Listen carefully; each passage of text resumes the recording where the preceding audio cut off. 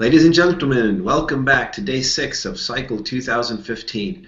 I'm very happy and honored to have my friend Mary Ruwart with us today. She's one of those warm-hearted libertarians, not those cold-hearted, hate-the-poor type libertarians. Of course, there really aren't any of those, but we're often confused, and Mary is one of the few people in the world who just excels at bridging that gap. She's a person of warm smiles, as you can see, and warm hugs, and she wrote a wonderfully warm book called Healing Our World.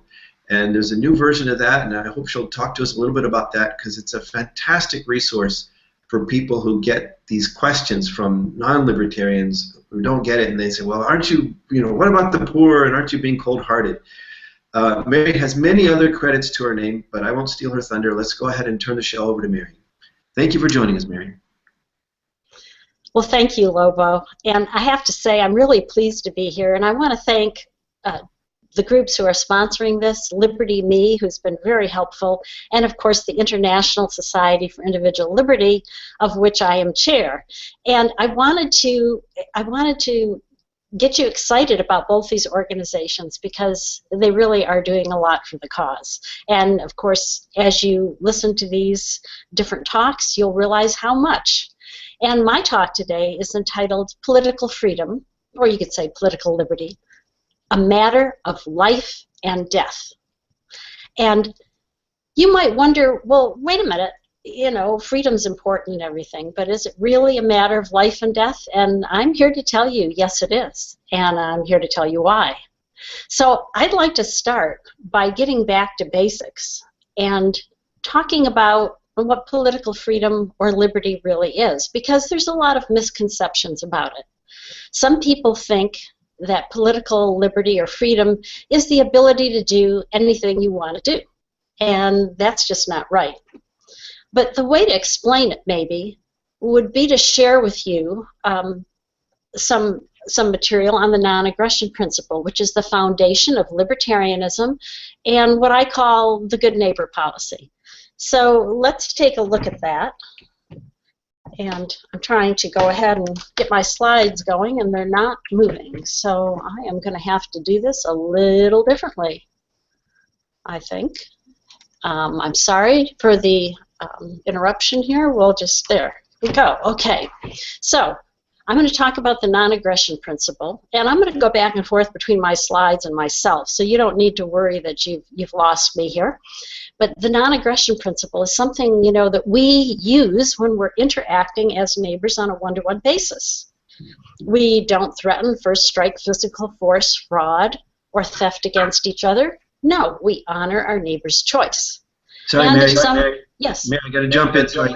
You are sharing slides right now. Oh, you're not seeing them. This is not good. Okay, there we go. Let's make. Okay. To the left. Okay, there we go. Okay, Thank you. okay. I had a little bit of trouble in the beginning, so I think I maybe didn't quite do this right. So, anyway, if, for example, we're living side by side and we violate that principle, we make things right again. So, for example, if I'm your neighbor and I'm outside playing ball and I throw something through your window and break it, by accident, of course, I'd come over to you and say, oops, I broke your window, let me replace it. And if I did that, we'd still be friends. But what if I didn't do it? What if I said, hey, too bad for you? You'd be very upset with me, and rightly so. And we'd be feuding. So that wouldn't be a good thing. Now, even though we understand this on a one-to-one basis and we practice it, we sometimes don't do it when we're interacting group to group. For example, let me get, there we go. For example, if we're interacting group to group and I want to build a park, for example, and I come to you and say, hey, would you donate to this park? Then you could use it too. And you might say, nah, I don't think so. It's not what I want to do. Well, if we were being good neighbors, I would say to you, okay, well, maybe my next project you'll be interested in. But that's not what we do when we're talking about parks or helping the poor or things like that. What we do is we go to our government and we say, hey, my neighbor won't donate to this project. Will you make sure you force them to do so? And the way we do that is we vote. We vote that there's going to be a tax, and then if you don't pay the tax for the park, someone will come and take your property away. And of course, this engenders a lot of resentment on your part if you're never going to use the park. So when it's time to do your project, which might be a library, if I don't want to donate it to it, you go to the government and ask them to intercede and take my money on your behalf. And so we take turns being aggressors and victims, majorities and minorities. And, that creates some ill will between groups. So we don't even realize it, but that's how we violate the non-aggression principle or good neighbor policy through government. So because of that,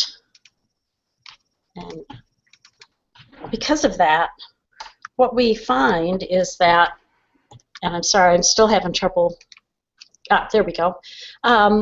What we find is that political freedom is really freedom from aggression through government. In other words, if we have freedom or liberty, we aren't able to use government to force our neighbors to our will, to bend them to our will. And as long as we have that, then we're good neighbors, and we're helping each other out, and we're not engendering this negativity towards each other, not getting into these feuds, not feeling like, oh, I'm one group and they're another, not having that type of thing going on. So let's talk about some examples of this. For example, if, one of the things that happens with this aggression through government is government favors certain groups to do certain occupations. In Europe, in the late 1700s, for example, you had to sometimes get permission to practice your trade from a guild. If you weren't part of the guild, then you were not allowed to practice. And so the U.S. had a lot of immigration from Europe because people wanted to be able to create wealth for themselves and their loved ones, and they weren't allowed to in Europe. But in the U.S. at that time, there were no restrictions on that. So they could come to the U.S. and they could have the job of their choice, the profession of their choice, without having to go back to the guilds. Now, this is very important because that's how the idea that political freedom means freedom to do what you want came about. If you think about it for a moment, most of the things we want to do that are stopped through aggression by government are pretty important things. We want to create wealth so we can put food on the table for our family, for example. And if government prevents that, then that's not what we want to do. And so that's how the idea of freedom to do what you want got meshed, so to speak, with the idea of political liberty or freedom, even though they really aren't the same things. It just happens that when we have political freedom, we are usually able to do much more of what we want to do. So, given that, how does political freedom or liberty relate to life and death? Well, if you go ahead and look at the difference in the per capita income in countries with more freedom, what you see, as shown on this graph, is that the amount of gross domestic product, or GDP per capita, that a country has is much higher if they're in one of the free countries than if they're one of the least free countries.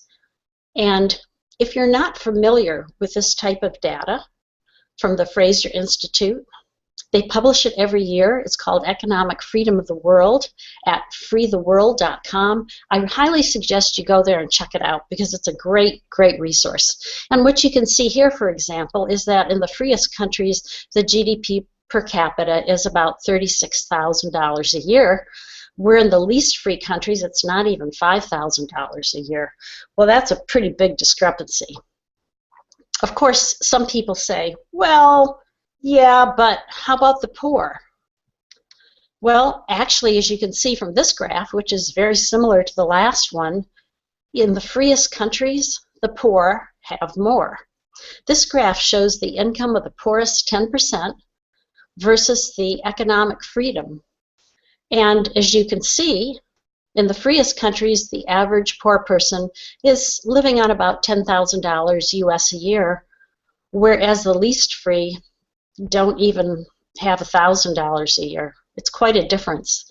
And if you crank the numbers, what you see is that the poor suffer the most. In other words, when you have less freedom, the poor actually have less than they do in a country with more freedom. So that actually the distribution of wealth is actually it's actually better for the poor. And you know this intuitively. And the reason you do is think about it. Would you rather be a poor person in India, for example, or a poor person in the U.S.? And intuitively, you just know that you're going to do better in the U.S. So it's not rocket science. Now, most of the time, the world has been poor.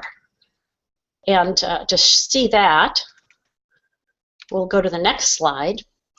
And what you'll see is that the GNP, the gross national product, very similar to the gross domestic product per capita, was pretty low in the early years, up until about, the 1780s. And in fact, if I extended that line back 2,000 years, it'd be about the same. In other words, the world was poor for most of the time of humankind's existence. It was only in the 1780s that things seemed to change. Now, you might ask, what changed there? And of course, you might remember the Industrial Revolution. If you read most history books, they kind of talk about it as sort of an accident in history, but it was no accident. At that point in time, the U.S. was founded, and it was much more free than any country had ever been up to that time. The largest country, I should say. There probably were small examples before that. And actually, Britain, which lost its American colonies, changed the way it operated about that time, too. It changed the laws. It stopped being quite so aggressive to its own British citizens. And so the U.S. and Britain were the foundation of the Industrial Revolution, and Europe decided it would copy what was happening in the U.S. and Britain. So, as you recall, that was a time when a lot of the monarchies fell, and a lot more freedom was established in various countries in Europe. So they joined the Industrial Revolution, and they became what is known today as the developed countries. Now, the Third World, or the countries that remain poor, didn't join in this revolution. They didn't become freer, and so they stayed back where they had been for most of history, and that's pretty sad. So, and again, what does that have to do? What does wealth have to do with life and death? And what we want to show is that it's actually very important, because if you look at the life expectancy that we have in years and relate it to our annual income, it's very clear that the more money we have enables us to have a longer life expectancy, which makes sense because, after all, you can afford medicine, you can afford good nutritional food, so it makes total sense. So wealth isn't just about having fancy cars or fancy houses. It's literally a matter of life and death. And since freedom is what helps you create wealth, it also is a matter of life and death. Now, you might want to find out and ask, well, wait a minute. Okay, so how does freedom work that way? How does it help create wealth? Well, if we look at the next slide, we can kind of get an idea of this. Now, the black line, the heavy black line, shows the number of federal regulators in the United States from the 1980s to the 1990s. And as you see, there was a big dip during the Reagan years. That was one thing he did right. He got rid of a lot of regulators. And notice that the gray line, which is private sector job growth, increased as the regulators decreased. And when regulators started being rehired in the late 1980s, the number of private sector jobs in the U.S. dropped off. Well, what does this tell us? First of all, it tells us that for every regulator that was fired, about 150 private sector jobs were created. And that's because regulators actually destroy jobs.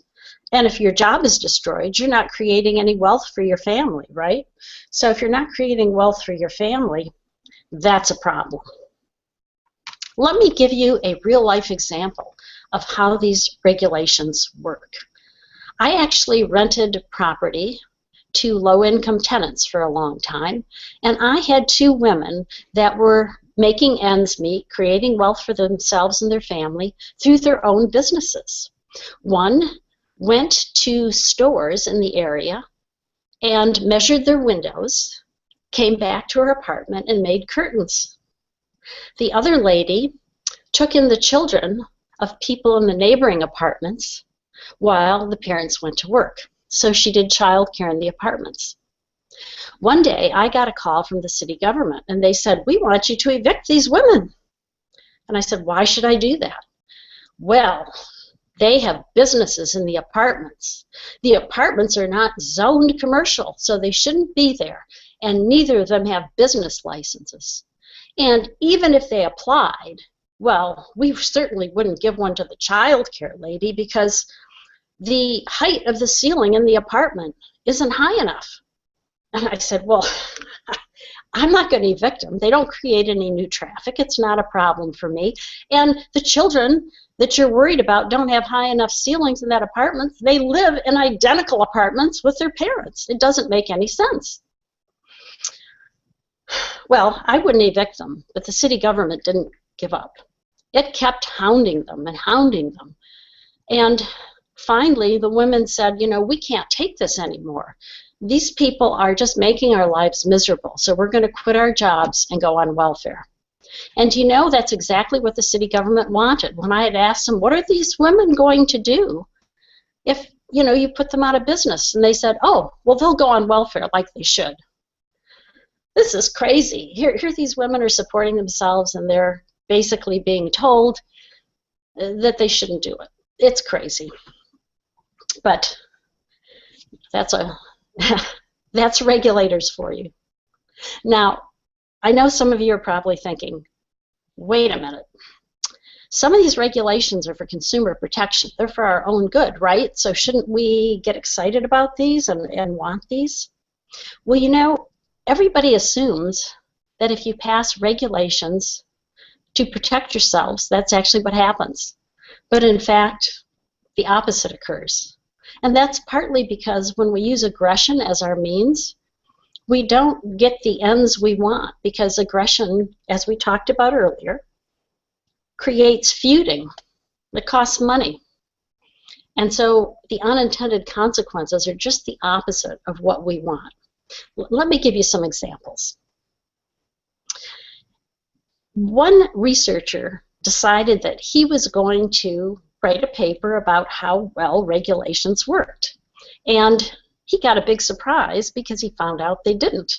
What he did is he used the electrician licensing laws, the licensing laws for dentists, and the licensing laws for optometrists, and studied them in the 50 states of the United States. And it's like, because these regulations are statewide as opposed to federal, every state has a different set of regulations.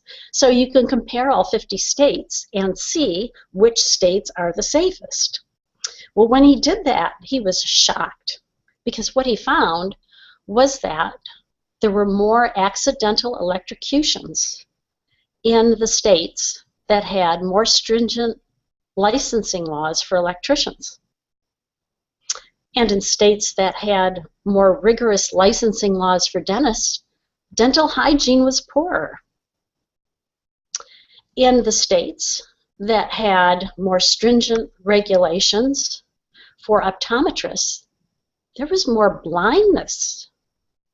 Well, obviously, this was shocking to the researcher, but he published his research and his conclusion, which was that when you have licensing laws, what happens is that you have fewer service providers because not everyone can afford to go to school for as many years as they have to go to. They can't afford to apprentice at low pay, and they just can't take the time off when they're not making money because they have to feed their family, so they go do something else. So there are fewer electricians, fewer dentists, and fewer optometrists. What happens when there's fewer service providers is the few that make it through the regulatory red tape are able to charge more. And because they're charging more, their service is not affordable to some people. For example, if you have an electrical problem, but the electrician is very expensive, you may do without that repair, or you might try to do it yourself, and you may get electrocuted in the process.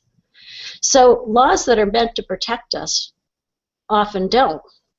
And if you look at what regulations actually are, they are rules that say government is going to force you to only use the service providers that we say are okay. If you try to use a different service provider, we're going to stop you. And we're going to stop that service provider. We are going to throw that person in jail. We're going to fine them. We're going to hurt them in some other way. You, the consumer, don't get to make the decision. The government does, and it does it with the force of law, which is virtually at gunpoint, if necessary. So that's what's actually happening. So aggression is giving us ends that we'd rather not have. Just because we make a law, it doesn't mean it makes it so. Now, I'm very familiar with this because I actually work in a field where that is very crucial, and that is in the drug industry, the pharmaceutical industry. I'm currently writing a book about the things I'm going to tell you now. Basically, many of you may remember that back in the early 60s, there was a drug called thalidomide that created problems in the unborn babies. They basically were born without some of their limbs. And as a result of that tragedy, which was the greatest drug disaster in history up to that time, there was a feeling that more regulation or consumer protection legislation was needed. Now, as you can see from the slide that I have up, before these regulations were passed in 1962, it took about 4 years for a drug to get from the lab bench to the marketplace. But as you can see from the reddish bars, after these regulations were passed, the time it took a drug to get to market increased to about 14 years. And that's really a long time, especially if you're dying. You know, I was working on AIDS research back when, it first reared its head there in the late 80s, early 90s. And what we found is that the AIDS patients couldn't wait those 14 years. They were dying too fast. So what they did is they went to the black market. They hired chemists to make the drugs we were working on. And by the time the FDA gave us permission to put our drugs in people and test them, the entire AIDS community had our drug and were resistant to it. So that's what happens when you have a long development time. And it didn't make the drugs any safer, because most drugs that get to market and are shown to have side effects have problems that can't be detected by animal work and can't be detected in small numbers of people. We're all different genetically, and sometimes what we eat influences how the drug acts too. So you don't see those problems oftentimes in the early clinical studies that you do in order to test your drug. It's only when it gets out on the market and is taken by many people that these problems arise. And so since that's the major reason, you don't get any more safety by adding all these regulations.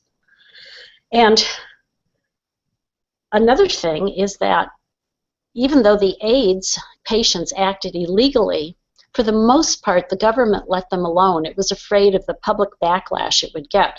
But there were some individuals that had problems. If you saw the award-winning movie Dallas Buyers Club, which was, highly regarded by the critics, what you saw is an individual who was having a buyers club being taken down by the FDA and threatened with prison because he was trying to distribute vitamins and drugs that weren't available in the United States to dying people. Now, as you might imagine, AIDS patients aren't the only ones who die waiting. Cancer patients do too. And the cancer patients didn't want to go the route that the AIDS patients went. They wanted to be legal. So they sued the FDA in court. And the courts determined that Americans do not have the right to try to save their lives with unapproved drugs. So once again, they don't have the political freedom or liberty to take what they want when they want it in an attempt to save their life. The government dictates what they can take and what they can try to save their lives. So truly, once again, this is a matter of life and death. And it's not just happening in the US. Since most drugs are made in America, what happens here ripples outward and influences the entire world. So these are some of the reasons that, we say that liberty is truly a matter of life and death. And if you watch John Stossel, you might have seen a program years ago where he went and tried to open a Frisbee business in India, Hong Kong, and New York City. In Hong Kong, it took him a few hours to get all the permits. In New York City, it took him several weeks. But in India, it was going to be 5 years and no guarantee that he'd ever be able to open his business. What poor person can wait 5 years to get permits to do their business? They can't. And that's why most of the business in the developing world is done in the black market. It's very sad. But there's another reason that the developing world has problems that's related to this government aggression that we've been talking about, and that is property rights. In the US, the Western territories were settled by people who came from the East, put down the markers on the property for their farm, and in the US, that was recognized as a way to claim the property. When the individuals took the boundaries of the property, the little map, to the registration desk at the government, they accepted that. And so you could homestead property in the US. This hasn't happened as well as it should in the developing world. People live on the property as if they're homesteading it, but the government still owns it, and sometimes they drive people off. So naturally, people aren't going to put a good home there. They're not going to do things to keep the ground fertile, because if they do, they could lose it the next day. And so one of the things I want to share with you is how libertarians are coming to the rescue. So let me go ahead and show you the next slide. This is a screenshot from an article on the International Society for Individual Liberties website, isil.org. And what we're doing is we have a donation page here, and an explanation, of course, of what the project is, where people can go and try to help people in India get their property rights. One of our ISIL members, Baru Mitra, is heading up this project, and what he's doing is getting funds to get GPS units for every village, and the village takes that GPS unit and shares it among the villagers so they can map out the boundaries of their property. When they're all agreed what the boundaries are, they can then file papers with the government. It's a process. It takes a little while, but with some help, they're able to do that. And when they do, they actually end up truly owning the property free and clear, just like we would in Western nations. And what's wonderful about that is overnight they go from being paupers to being landowners. And now they can build on the property. They can sell it. They can mortgage it. You know, they have the beginnings of something that they can use to establish their own business. It's really wonderful. So I hope that you will visit the ISIL page, and I hope you'll join us in efforts like this. And if you have something going on in your country like this, please send it to us. We might be able to help promote it for you. And if you want to learn more about this idea of homesteading, and this concept that I'm talking about isn't familiar to you, I highly recommend Hernando de Soto's book called The Mystery of Capital. He really brought this to the attention of the developed world, and I think it's a wonderful, wonderful thing. Now, I've been talking about how bad government can be and how it can really destroy our wealth and our health. But I'm sure you're wondering, is there something we can do about it? And that's what I want to talk to you about next. So let me go to my next slide. And this slide basically shows that yes, you can do something about it, and you can do something about it quickly. This slide shows that Ireland, New Zealand, and the United Kingdom had several different kind of periods in their history. In recent times now, I'm talking about the 20th century here, where they had high government spending and low government spending. Because what happened when they had high government spending, they got in big trouble. You know, they were in debt, they ran out of money, and they said, oh, this is terrible. We're going to have to cut spending, cut taxes, cut tariffs. You know, basically they went from very aggressive governments to less aggressive governments. And look what happened. In the period of low spending, their wealth creation, which was measured as the annual growth rate of the GDP, went from a couple percent to almost double that. It's fantastic, and it happened, I don't want to say overnight, but it was pretty close. It really happened within a few years. So the good news is that even if you live in a country that has a lot of aggression through government, a lot of the problems I've described today, a government that destroys the opportunity for you to create wealth and compromises your health, there is a way to turn it around, and it happens quickly. Now, you might be asking, but wait a minute, you're talking about countries that already were developed. What about a country that's really, really poor? Can it do this too?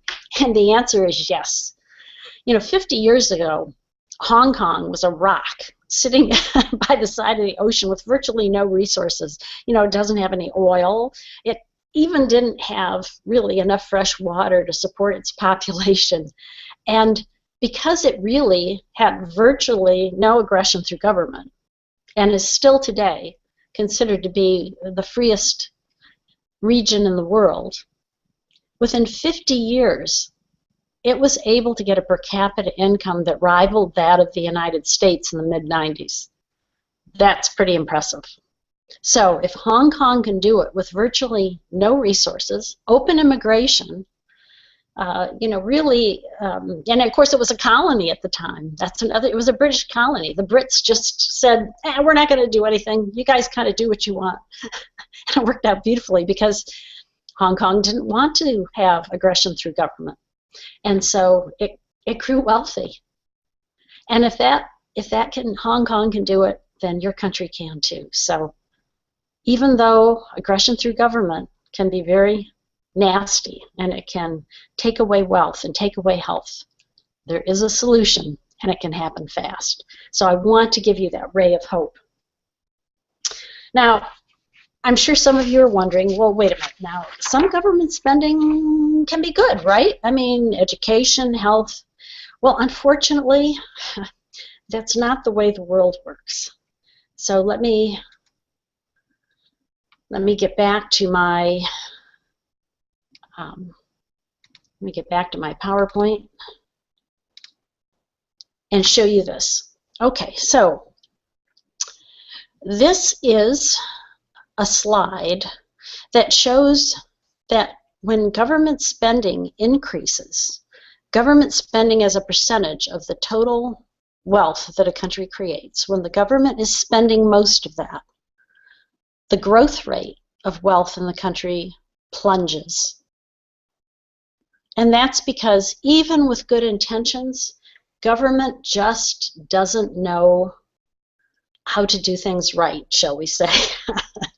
And it's not that people aren't good intentioned in government, but if you think about how things happen, you can understand it. Because first of all, before government can do anything, before it can spend anything, it has to first take it from the people who earn it. And the people who earn it don't want to give it up, so they hide it, don't report it. So the government has to spend a considerable amount of money getting those taxes, for example.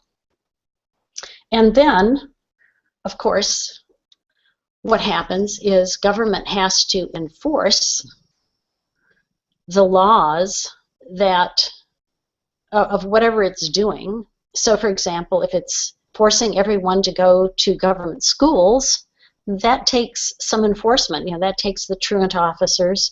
That means it has to pay teachers and do all these things. And it really has no way of judging if it's doing a good job because it doesn't have profit. Profit in the private sector signals the business people that they're doing a good job or they're doing a bad job. If they're not making money, it means they're doing a bad job. It means that people aren't willing to pay for their service, at least not as much as they're charging. The government doesn't have that feedback. So even if it tries to do the right thing, it's very, very difficult. So government's inefficient, and part of the reason it's inefficient is that, if you think in terms of regulation, for example, most people who are electricians, for example, wouldn't go and try to fix your electricity without pretty much knowing what should be done. Now, there'll be a few, of course, that will, but most people don't want to fuss with electricity unless they know what they're doing. So government spends a lot of time and energy trying to regulate and test and worry about a group of people where most of them are going to do the right thing. So it spends a lot of money messing with the good people in order to hope that it'll be able to find the bad people and do something about them. But if you think about it, wouldn't it be more efficient just to go after the bad people? Of course it would.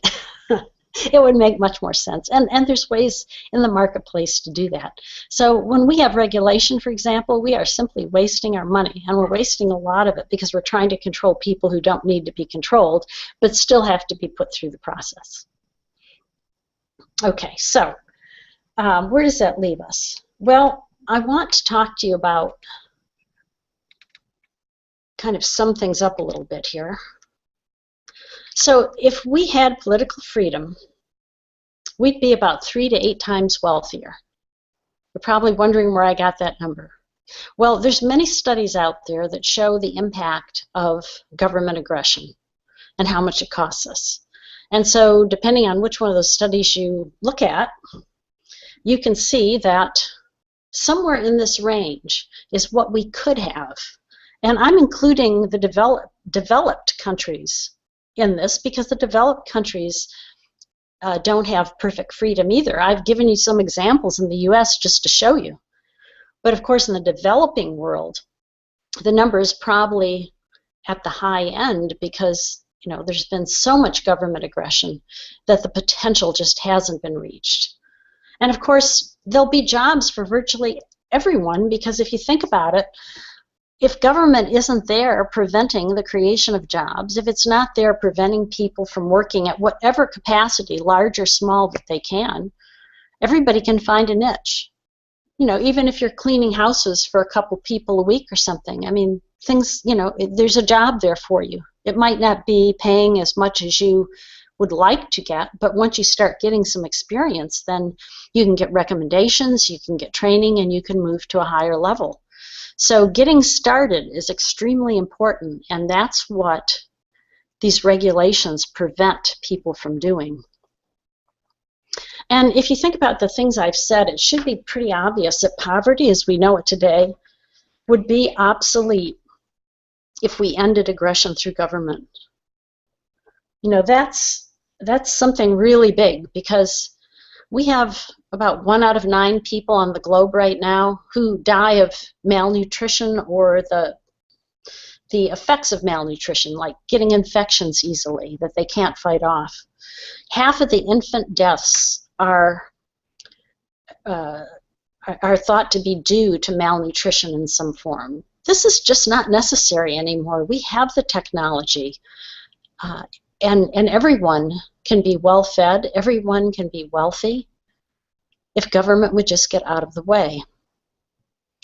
And of course, I showed you a slide with life expectancy, and the difference between the developed, the most highly, let's just say the freest nations and the least free nations was about 20 years.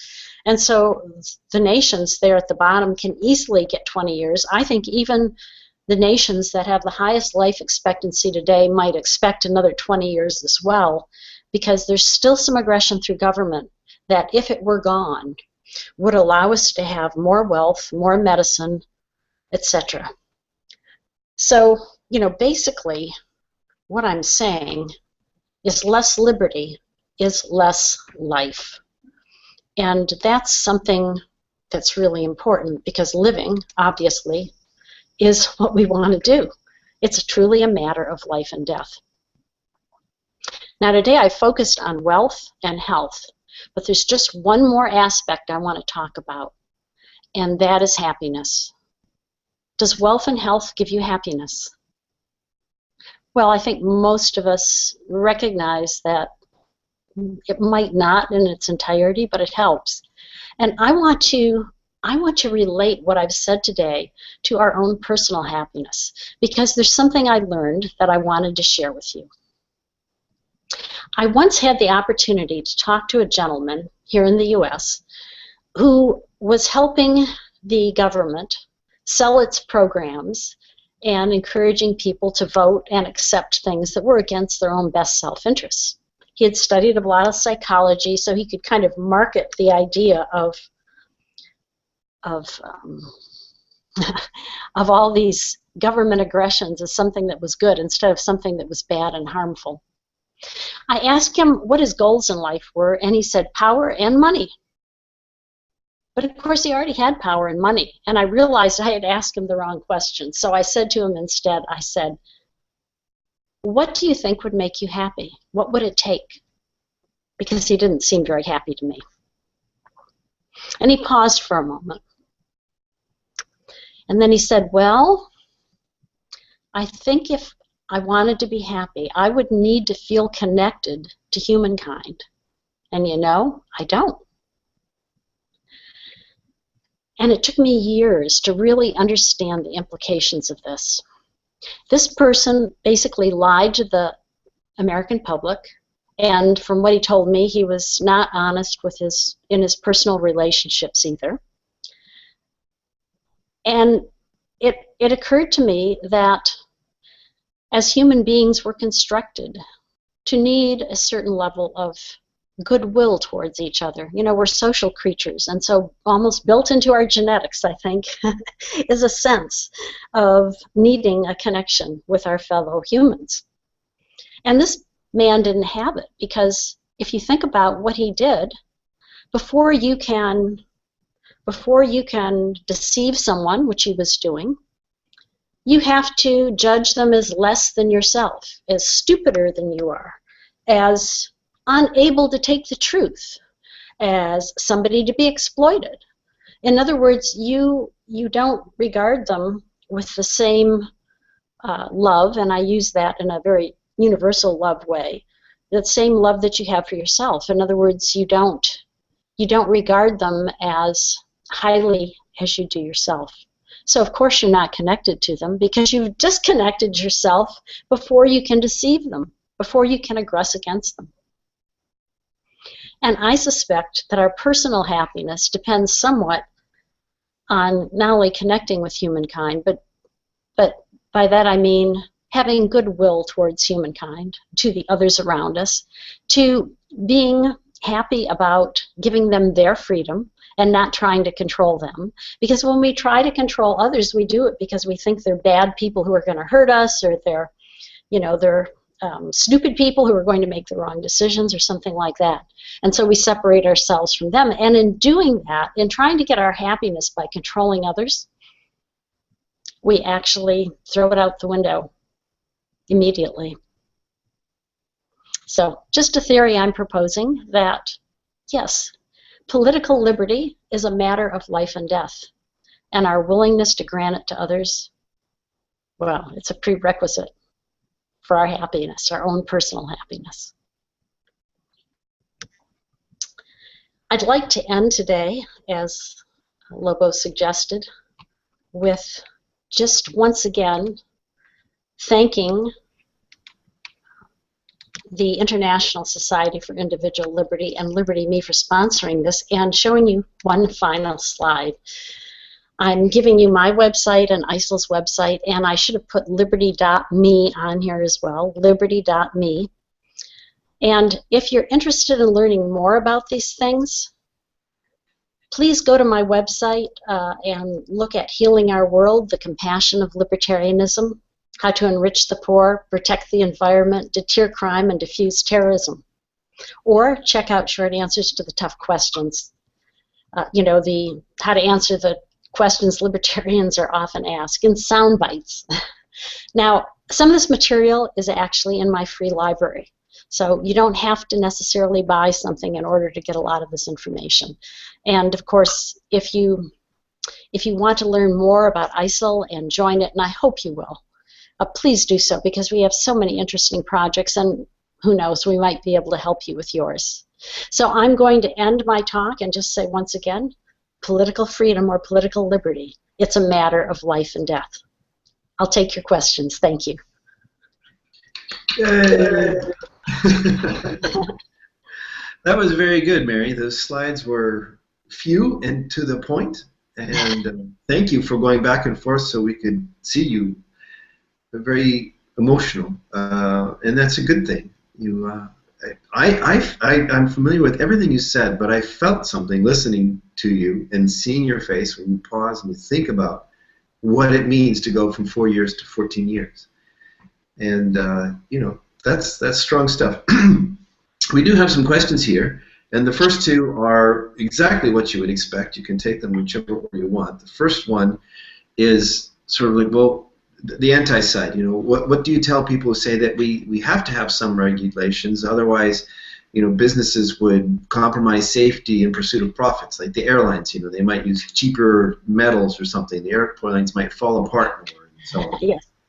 Well, the marketplace actually regulates that pretty good. In fact, the marketplace is a stricter regulator than government, and that's because if an airline uses faulty materials and has lots of crashes, nobody is going to fly that airline. It will only take 1 or 2 crashes. In fact, if you look after every airline crash that's, unless they're shot down by terrorists, if there's some kind of fault of the airline, the stock plunges. There's a lot of disincentive for airlines or any other company to put out a faulty product. Now, what's interesting in the drug industry is brand name used to be what sold a drug. I remember those times. But once the FDA got its claws, so to speak, in the 62 amendments, things changed. Now, if it's FDA approved, it's assumed to be safe and effective, which is another problem altogether. It's not necessarily so. And actually, it's so what's happened is the pharmaceutical companies have a disincentive to try to be ethical because that doesn't count anymore. So the marketplace regulation is actually what you want. And for tough things like drugs, doctors, things like that, you can have certifications, which means that some group, professional group, looks at these drugs or the doctors, gives them their seal of approval, and then you, as a discerning consumer, can only go to those people if that's the way you want to work. But if you're dying of a terminal illness, you know, you might want to take a drug that hasn't gotten a seal of approval yet because it might be your only chance. So you have the choice, not a bureaucrat in Washington or any other world capital. Good answer. And you didn't say, but of course the government standards also protect the wrongdoers or the shoddy work. Because if you can show that you met the minimum government standards, you're not, you know, it's not your fault. You met the standard. Right. That is definitely a defense, yes. Okay, the other question, the flip side of that is what do we do about all this over-regulation in America, or, you know, the EU with its famous phone book size regulations on everything? Yes. How do we begin to roll that back? Well, of course, one of the biggest things is we have to explain to our public, be they in the U.S. or elsewhere, that regulations backfire every time. And that's a large part of what Healing Our World is about. So if you want detail, that's where you can go. Now, the other thing is that you can do things as individuals or small groups. For example, in the U.S., there's a group of lawyers called the Institute for Justice. And what it does is it goes and finds these people who are persecuted by government. For example, African-American hair braiders who are told they need a cosmetology license to braid hair. And of course, if they even got that license, they'd never be taught to braid hair, so it makes no sense at all. But anyhow, they take these cases and they go to court and they show the court that, hey, this isn't about safety for the consumer. This is about protecting the people who are already doing it. It's protecting the cosmetologists. And so what's happened is they've been so successful. They've been to the Supreme Court a couple times, and they haven't always won, but they've always been successful in getting their point across. So I really recommend checking them out, ij.org, the Institute for Justice, ij.org. There's no reason that you couldn't have something similar in every country. There's a business opportunity, maybe not a for-profit business opportunity, but there's an idea for entrepreneurial people in other countries. Mm-hmm. Every country should have an IJ. I like that idea. They're one of my favorite groups. I mean, anybody that takes on Leviathan directly like that, you know, you got to tip your hat at least in that direction. A follow-on question to that was, what about voting with your feet? Is that an option, or is everywhere in the world over-regulated? Does it help? You know, what can you do? Well, I think, again, you could go to Hong Kong or some other place that doesn't have as many regulations. And that's an individual choice. You know, everybody has to kind of do what they do. I'm staying here in the U.S. because I want to change things here. So that's my thing. It just depends on where you're coming from and what you need to do. If you're a young person and there's a particular type of business you want to do that you can't do in your country, it might be worth it to move. We have another question. One of our people wants to know, how is it possible that they teach in history that Roosevelt saved the United States from the Great Depression, even though all he did was implement massive new government programs and regulations that you're talking about, which kill people? Well, this is part of what the propaganda that I was talking about at the very end. There are spin masters who do nothing but try to create the illusion that we need more government. So this is something this is an example of that. And what happened initially, at least in the U.S., is people fell for it. Because what happened in the early 20th century is the propaganda was, oh, freedom's a good thing, but you know, it really doesn't take care of the poor, it doesn't protect the consumer, it doesn't protect the environment. And people fell for it because there were no studies that showed differently. Today, there are so many studies that show differently. I could not reference them all in Healing Our World. When I first put it out in 1992, I probably hit 80% of the literature that was out there. I don't even think I got half of it this time. It's just so much there showing that things are not what we've been told. So the good news is with the internet, you have access to all that. So you have access to all the intellectual ammunition you need. And there is a lot out there. It's good to have the truth on our side. It does matter. That's terrific. One of our viewers wants to know if you've heard of the work of R.J. Rummel. That name sounds familiar, but I'm not. I'm not picking up on what he did. Could you put it in the chat box? I can see the chat box. Yeah, well, I'd have to look for a link, and I don't think we have time because it's already 5 minutes until the next show. So we're going to need to step out of harm's way here. But we'll Google it, and if Mary, if you have thoughts to share, I can post them in the discussion list later, or you could join us there. Okay. But we do need to clear the airwaves here to get ready for our next speaker. So I want to thank you for a terrific talk. A little bit of technical glitches at the beginning, but once we got going there, some great charts and classic Mary warmth delivery. I mean, it was wonderful, and I appreciate you taking the time to join us, and look forward to seeing you around soon. Yes, and if anyone has further questions, they can just go to my website and send them to me there, and I'll try to answer them. Thanks a lot. Yeah, thank you very much. All right, have a good day, afternoon, wherever you are. Yes. Bye-bye.